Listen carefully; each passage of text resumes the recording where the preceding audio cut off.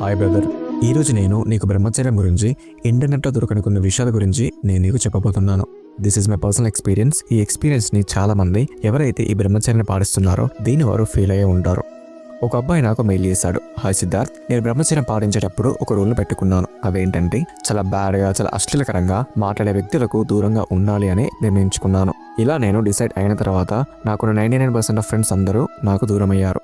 ఎందుకంటే నా ఫ్రెండ్స్ అందరూ మాట్లాడేటప్పుడు చాలా అశ్లీలకరమైన పదజాలాన్ని ఉపయోగిస్తూ ఉంటారు అని అతను చెప్పుకొచ్చాడు. వీళ్ళందరికీ ఇతను దూరంగా ఉండడం వల్ల ఇతను చాలా లోన్లీగా ఫీల్ అయ్యాడంట. సో ఇలా ఫీల్ అవ్వడం వల్ల అతను అడిగిన ఒక జెన్యున్ క్వశ్చన్ ఏంటంటే, ఈ బ్రహ్మచర్యం పాటించడం వల్ల ఇది ఒక వ్యక్తిని ఒంటరి చేస్తుందా అని అడిగాడు.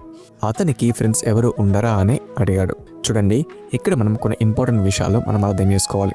అన్నింటికంటే ముందు మీరు ఎప్పుడైతే ఈ బ్రహ్మచర్యాన్ని మొదలెడతారో మీ యొక్క బిహేవియర్ పై ఒక ఫిల్టర్ అనేది రావడం మొదలవుతుంది. మీకున్న క్వాంటిటీ ఆఫ్ ఫ్రెండ్స్ తగ్గి క్వాలిటీ ఫ్రెండ్స్ అనేవారు పెరుగుతారు. ఇలా జరగడానికి రీజన్ కూడా ఉంది. ఎందుకంటే మీరు మీ లైఫ్లో కొన్ని రూల్స్ అండ్ రెగ్యులేషన్స్ ని ఫాలో అవ్వడం మొదలెడతారు. మీకోసం మీరు కొన్ని కొత్త స్టాండర్డ్స్ ని సెట్ చేసుకోవడం మొదలెడతారు. ఈ స్టాండర్డ్స్ అనేవి నిన్ను ఒక గుంపు నుండి వేరుగా మారుస్తాయి. ఎందుకంటే ఓజస్ అనే శక్తితో నిండిన వ్యక్తి ఎప్పుడు కూడా అశ్లీలకరమైన వ్యక్తులతో సాంగత్యాన్ని ఎప్పుడు కూడా కొనసాగించలేడు.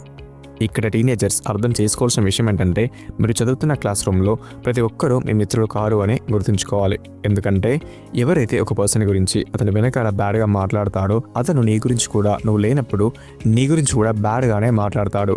సో ఇటువంటి వారికి కొంచెం దూరంగా ఉండాలి. ఫ్రెండ్షిప్ అనేది చాలా స్ట్రాంగెస్ట్ రిలేషన్. సో అందుకనే మీరు ఎంచుకునే ఫ్రెండ్స్లో మీరు చాలా సెలెక్టివ్గా ఉండాలి. ఇక్కడ మీరు ఇంకో విషయాన్ని గుర్తుంచుకోవాలి. మీరు కనుక ఒక అబ్బాయి అయితే అమ్మాయిలతో ఎక్కువగా టైం స్పెండ్ చేయకండి. వాళ్ళతో చాటింగ్ చేస్తూ రోజంతా మీ టైంని వేస్ట్ చేసుకోకండి. ఎందుకంటే కొంతమంది అబ్బాయిలు అమ్మాయిలతో చాలా ఎమోషనల్గా అటాచ్ అయిపోతారు.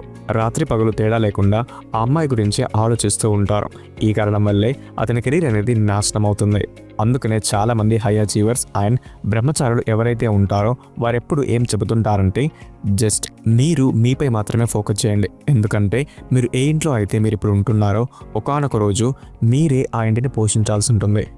మీరు ఆల్రెడీ మీ ఫ్యామిలీ రెస్పాన్సిబిలిటీస్ని తీసుకున్నట్లయితే మీకు ఫ్రెండ్స్, గర్ల్స్, మీ దగ్గర అశ్లీలకరంగా మాట్లాడే వ్యక్తులు కూడా మీకు దూరం అవుతారు. వీరు మీ గురించి ఆలోచించను కూడా ఆలోచించరు. సో అందుకనే మీ వాల్యుబుల్ ఎనర్జీని వీళ్ళపై వేస్ట్ చేసుకోకండి.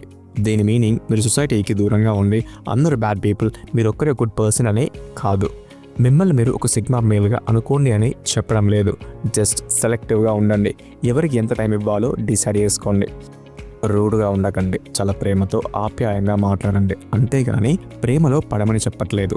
ఎందుకంటే as a man they are responsible for everything that happens in our lives. అలాగే ఎవరైతే ఈ బ్రహ్మచర్యాన్ని పాటించేటప్పుడు ఇబ్బంది పడుతున్నారో వాళ్లకు మీ వంతు సహాయం మీరు చేయండి. సో ఈ వీడియో ఇక్కడ వరకు అండి. If you like this video, don't forget to hit the like button and subscribe to this channel. Next వీడియోలో మళ్ళీ కలుసుకుందాం. అంతవరకు బాయ్.